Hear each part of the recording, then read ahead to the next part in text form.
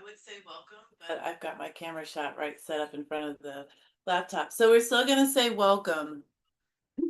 And we're also gonna pause this. This is what's called shit that happens.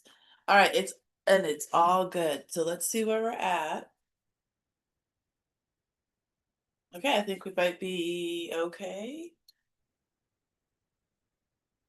I kind of want my camera to hold on. Why is my camera not? Oh, crap. So welcome to Willow Root Tarot. I'm so happy you're here. I feel like I'm in our 80s PBS special. All right, let's go for it. Oh, check out my shirt now that I'm in my 80s PBS special. Wait, let me see. Wait. That's appropriate. Can you name these? I won't tell you. And can you name what predates that one? Came right before that one. Okay. I guess we're gonna have this close up. I don't know why. Because I'm trusting the camera, and for some reason it thinks it needs to be doing this. So whatever.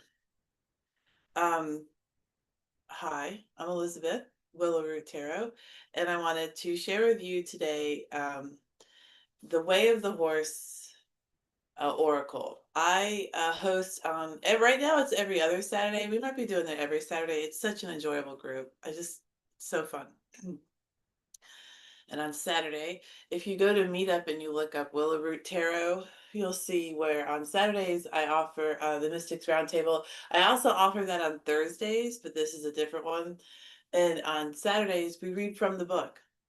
That's what it is. You can find the details on Meetup, so I don't need to tell you all about it here. But, excuse me, I have yet to get through. I've actually pulled the same card, this card, both times, and I haven't been able to read through the whole story yet. And I thought I'm going to dedicate a space to just read from this book.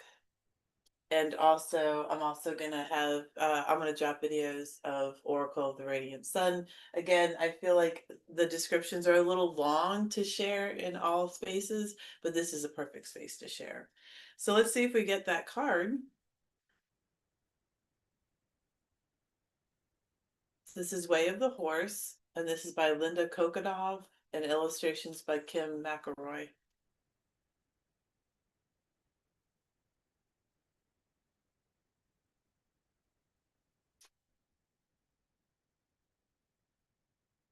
Trying to get rid of some tension. I have a 350-pound pot-bellied pig that's wandering around downstairs, and I can hear him. I'm waiting for him to destroy something. So I'm just trying to shake off that feeling. All right.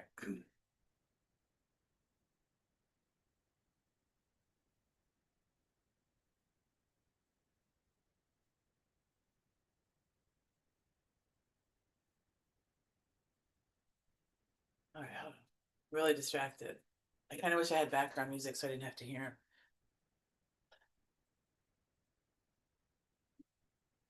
All right. So it's just focus. There's always stuff going on. We're pulling for the collective.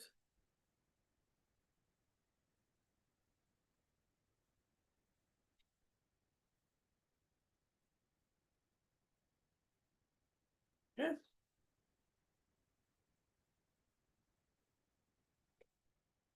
We have a different card. We have card 31. This shows two horses, and it looks like, oh, they're like traveling up some kind of energetic beam towards the moon. So often I will do an energetic, oh, I could have set up my card. Oh, I lost my phone over a week ago, so I could not have set up my card cam. But it's been an interesting journey. Uh Intuitive read. This could be ancestral memory. A calling, like I don't feel like I belong here. I don't know where I belong. Well, maybe you have like some kind of like built-in homing, not a homing beacon, like someone comes to you, but you're being drawn back to your like genetic family. But if your genetics aren't Terran, then you could be feeling a real huge pull maybe in multiple directions at once, and nothing here on Terra on Earth is satisfying. Maybe that's why we have so many species of animals, so that people can try to satisfy their wants and needs in reincarnation, or for those of you visiting the planet in the form of a human or any other animal. It's just a way to, I guess, express yourself differently, and also to be expressed too. I mean, if you're a lizard or a person, you're going to be spoken to, treated differently. And depending on who you are as a person, not who you are like on the inside, but we don't judge a book by its cover, yet we judge a book by its cover. When that happens, you're also being judged on the exterior. All right, well, let's see what the book says. Card 31, 3 plus 1 is 4. If you like, you can view 4 as Emperor energy, because it is key for in the major arcana, the Emperor is. So Emperor energy is one of creation. It's, if you look at any of the figures in the cards were created in the very early 1900s, 1909, and then published in 1910.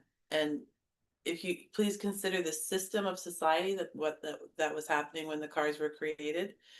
And this leads us to the way sometimes we describe the cards as well. So in an archaic form, we typically are shown a man or a woman. This is exceptionally archaic.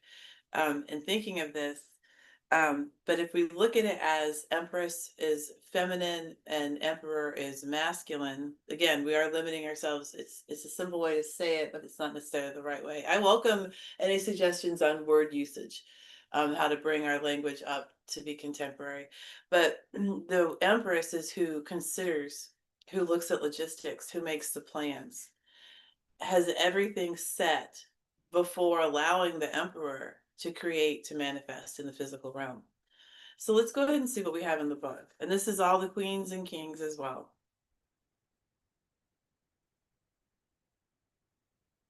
So I'm excited about doing these videos because I think this book is really cool, but the stories are so long. Like, how many pages? Holy moly. It's like a short story. But okay, so oh, it's the horse ancestors. I said about ancestral memory. Okay, I feel so special when I get it right. All right, the horse ancestors. And there's no wrong.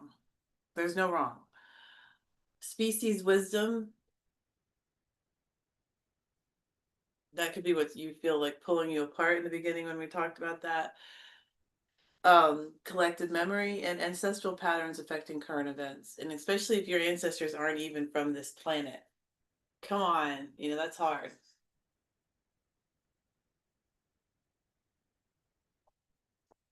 I am waking up with my chocolate milk. Okay. The eternal spirit of the horse breathes in the memories and experiences of all horses, guarding the integrity and destiny of the species, infusing living members of the herd with the wisdom of the ages. The gift. When you engage with the collective memory of another species or your own, you access a wealth of information beyond personal experience. The challenge. Intense surges of sadness, anger, and anxiety are sometimes evidence of ancestral pain. Distinguishing between emotions and behaviors related to the present situation, your own history, and unresolved issues from the distant past can be confusing, yet ultimately healing, like the Five of Pentacles. The journey. Working, playing, and hanging out with horses. I've observed all kinds of interactions that challenge our assumptions about consciousness. The equine mind seems to have unusually efficient access to forms of ancestral memory, not easily explained as pure instinct. The wild horses of the American West are descendants of well-trained mounts imported from Europe that escaped during battle, or simply wandered away from camp. No domesticated species seems to thrive in the absence of human stewardship like the horse. Yet Mustangs pulled off the range can be gentled and ridden much more easily as adults than zebras hand-raised from birth, suggesting that horses who roamed free for generations retain a connection to the knowledge and experience of their human savvy ancestors. These animals also learn from and influence each other at a distance, especially if they're related. The owner of the Arabian breeding farm where I apprenticed would sometimes buy back a mare he'd sold as an untrained yearling a decade earlier. Invariably, the brood mares would call out to their long-lost sister when she arrived, welcoming her into the herd much more readily than a boarder's horse with different bloodlines. This mare would also respond more easily to the training methods her aunts, uncles, and siblings had learned, though her experience in the intervening years had been quite different. So I will say that when horses greet other horses, it can get kind of violent. There's going to be bites, kicks, blood. It's just how it happens. So they're saying when lineage is brought in, when ancestors are returned, that the acclimation into the herd is a much smoother process. Similarly, my colt Spirit demonstrated many of the unique mannerisms and misbehaviors of his father, Merlin, though the older stallion had been abused and the younger horse had been bottle-fed and had learned to trust people at an early age. At the same time, Spirit's comfort in being handled as a weanling led to an inexplicable shift in his father's demeanor. Suddenly, out of the blue, Merlin began to seek out touch from humans, something no amount of training and gentling had accomplished during the previous 5 years I'd owned him. 4 years later, when Merlin's younger colt, Indigo Moon, helped me create some new horse dancing moves through playful, improvisatory interactions, I found that I could instantly perform some of those same moves with his older brother's Spirit, though the two had never touched physically and were corralled several acres away from each other. This begs the question, why did you separate the family? I'm curious. I don't know horse behavior, and I am reading from the book, but why separate siblings? Why purposely keep family apart? Experiences like these support recent theories that DNA doesn't necessarily store memories and behaviors like a computer hard drive. Rather, it acts as a tuner, capable of receiving information from a much larger network. 200 years ago, a person conversing on a wireless laptop might have been arrested for witchcraft.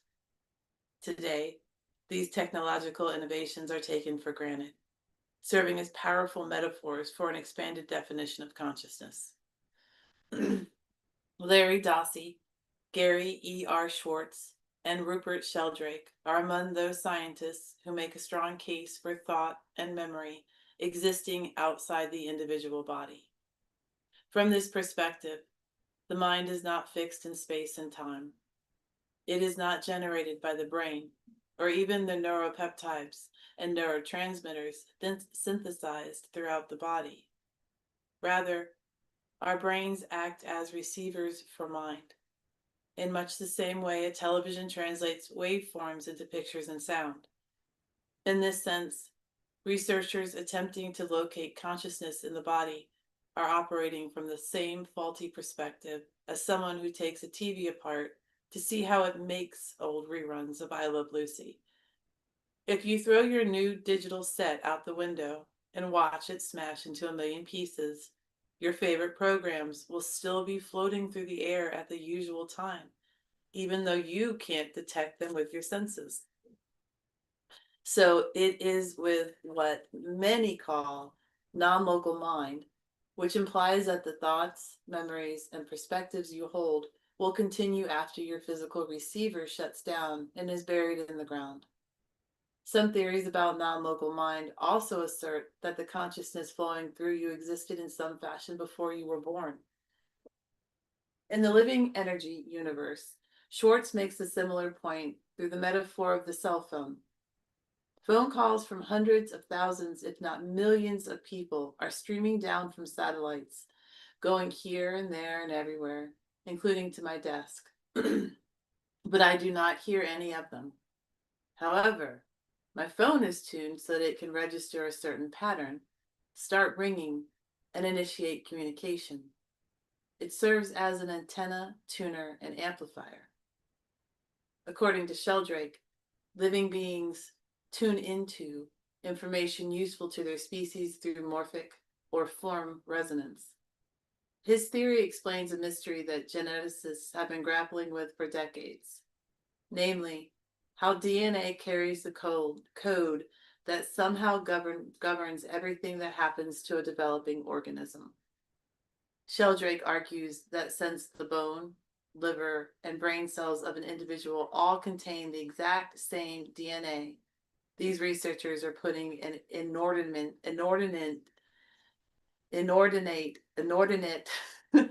amount of faith in genetics as they search for some all-powerful internal ordering device that enables the different cells to develop into specialized organs and limbs. Sheldrake argues that an individual's development is shaped by a collective, non-material force he calls a morphogenic field.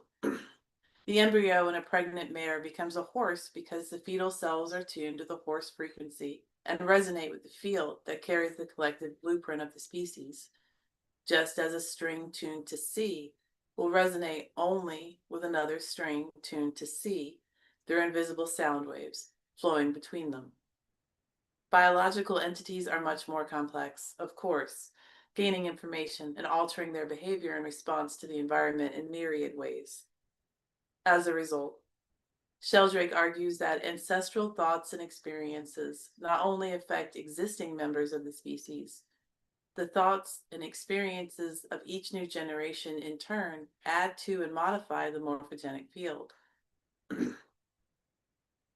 If new generations are going to affect the morphogenic field, then they're affecting it now. If they're going to affect it then, aren't they affecting it now as well?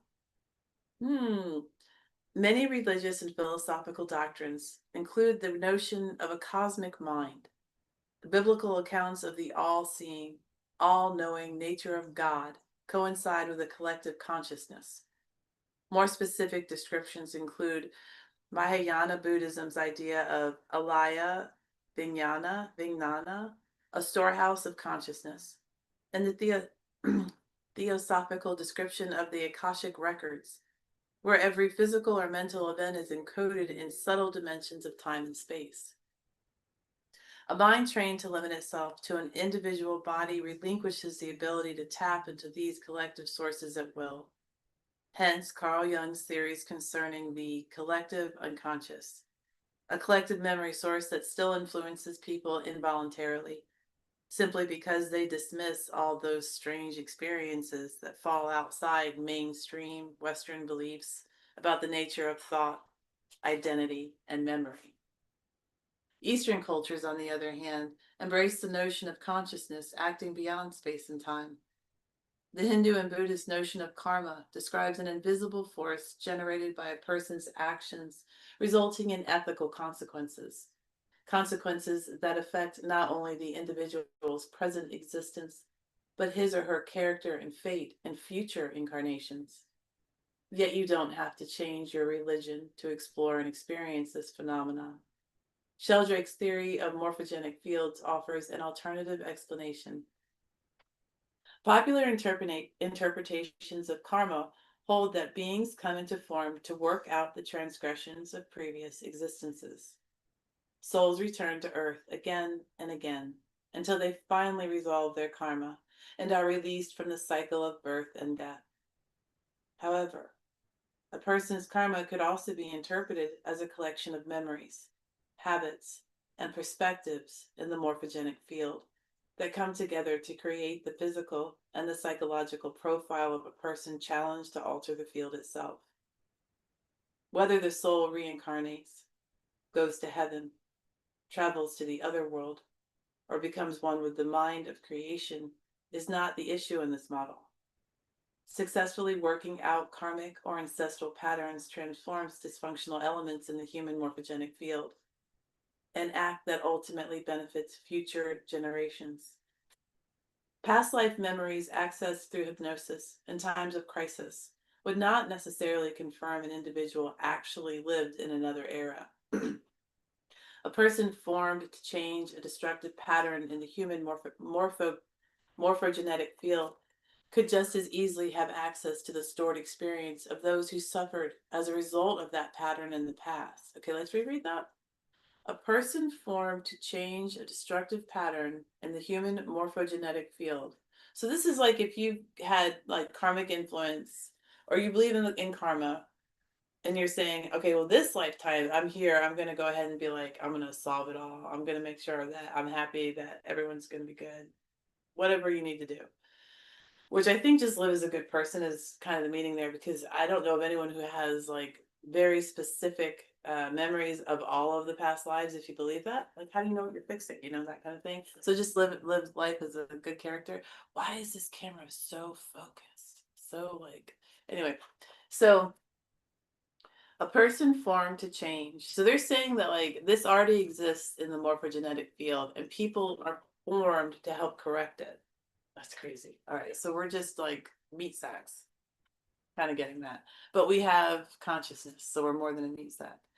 A person formed to change a destructive pattern in the human morphogenetic field could just as easily have access to the stored experience of those who suffered as a result of that pattern in the past. That is amazing. You can tap into anybody that's been in your orbit at any point.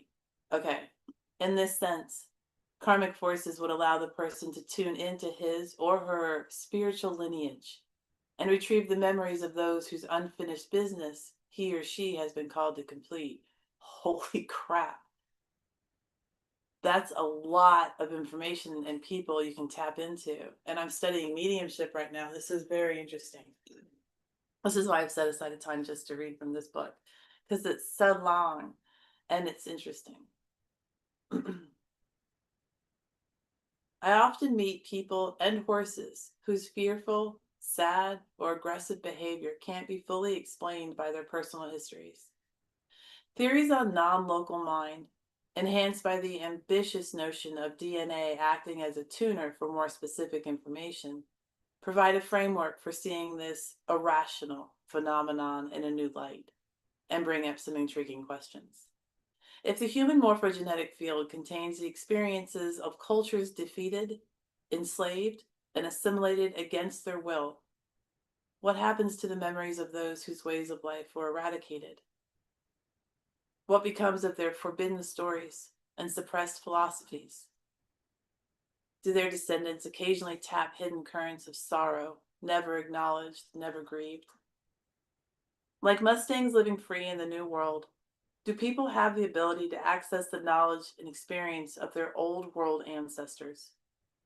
Does the collective nature of mind and memory explain the fascination people continue to have for horses, even if they've never ridden? And perhaps more important, what happens over time when we refuse to acknowledge these deeper levels of consciousness?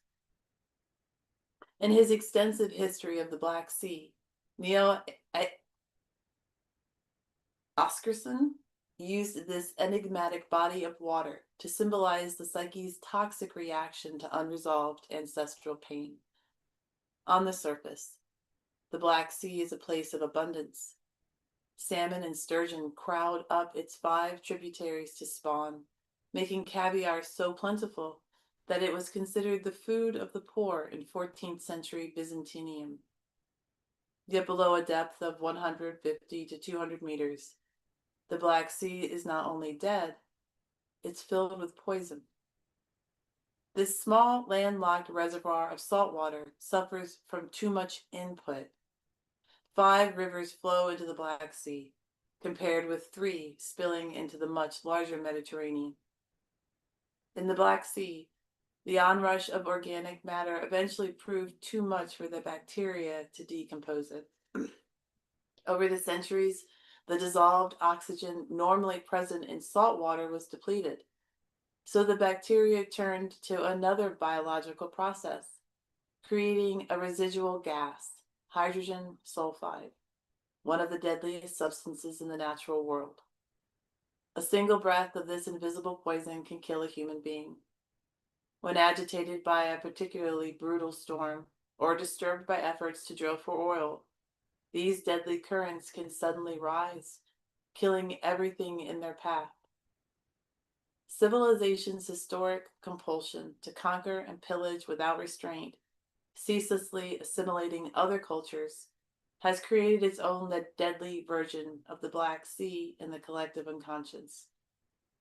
The descendants of subjugated societies still carry the genetic memories of their forefathers and mothers, people who were brutally murdered or mercilessly enslaved to build the gleaming cities we now take for granted.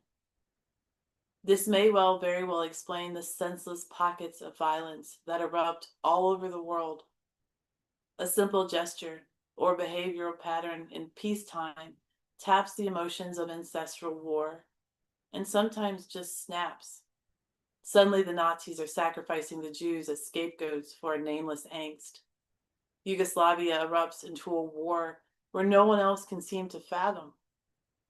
And a couple of Colorado teens wielding bombs and automatic weapons lay waste to their high school.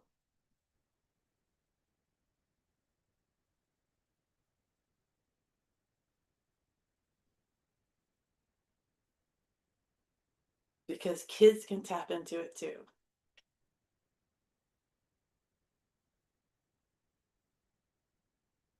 And the healthier, happier we are here, the more we add to that ancestral unconscious and give our kids a chance. Without warning, the past is triggered, and we're reliving the unresolved conflicts and injustices of faceless raids whose names and causes long ago fell into historical obscurity.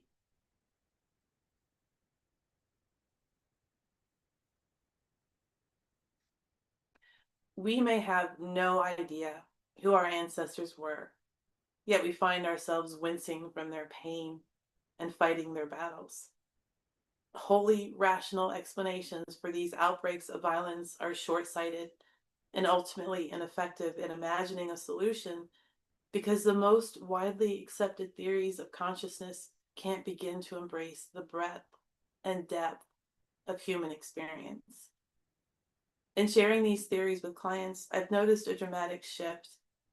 Once people recognize that irrational surges of fear, anger, intense grief, and anxiety may not be related to the current situation or even the current life, they become more thoughtful, less reactive, less likely to shame and blame others, and less inclined to start new wars from unconscious compulsions.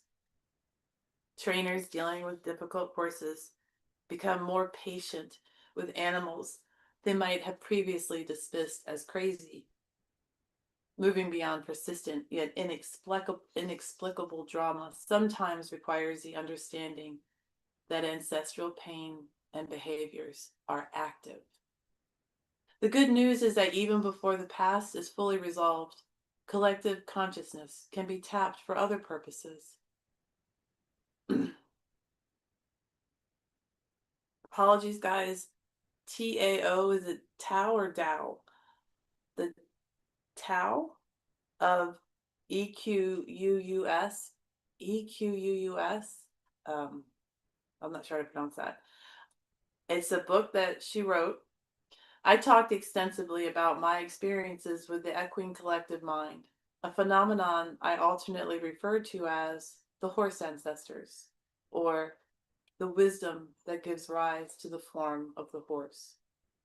Without going into too much detail here, I discovered that horses are more consciously, more fluidly able to connect with the cumulative knowledge and memory of their own species, as well as the subconscious thoughts, memories, and intentions of people who work with them. The same abilities tend to rub off on riders and trainers who allow the equine perspective to deeply influence them. From the letters I received after my first book was published, I learned that many equestrians hide or actively suppress these useful yet confusing insights because they expect to be persecuted, or at the very least, dismissed as crazy.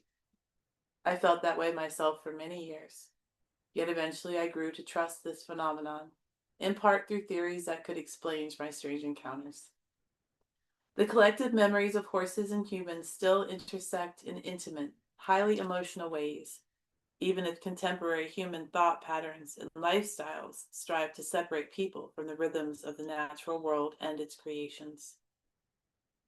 By connecting to the horse ancestors through meditation, active imagination, shamanic practices, evocative images of horses, and interactions with living horses, we resurrect the part of our own collective memory that once rode free across the plains, long before countless members of both species were captured and enslaved. And we learn, with remarkable ease, new ways of being together that draw on an expanded definition of consciousness. The author, teacher, and medical intuitive Caroline Myss theorizes that the human race is in the process of moving beyond the limited abilities associated with Homo sapiens to a more powerful and refined state of being she calls Homo noeticus, Homo noeticus. Over the years, I've seen compelling evidence that horses are also evolving, progressively demonstrating advanced emotional, energetic, and spiritual characteristics as they're given the opportunity to step outside traditional roles as beasts of burden and vehicles for ego gratification. When we open our minds and our hearts to these sensitive, powerful beings, something indescribable shifts inside, and the true destiny of both species transforms before our very eyes. Moving from possession and slave to soulmate and guide, Equus Noeticus stands, beckoning at the edge of a new wilderness, the landscape of consciousness itself. Wow, that was a lot. Thank you guys for sitting with me. That's Way of the Horse by Linda Kolanoff, illustrations by Kim McElroy, and it's quite a read. So I was trying to share this in our Saturday morning groups, and it was just a bit long, so I'm sharing it here with you guys. Well, that was quite a tearjerker for me, and a beautiful thoughts. We can tap into this consciousness. Everyone, all humans can. We really are gods. We are divine beings with amazing abilities. And it's just that there's groups on this planet that try to convince us otherwise, and they're wrong. We are the divine. All right, guys. I hope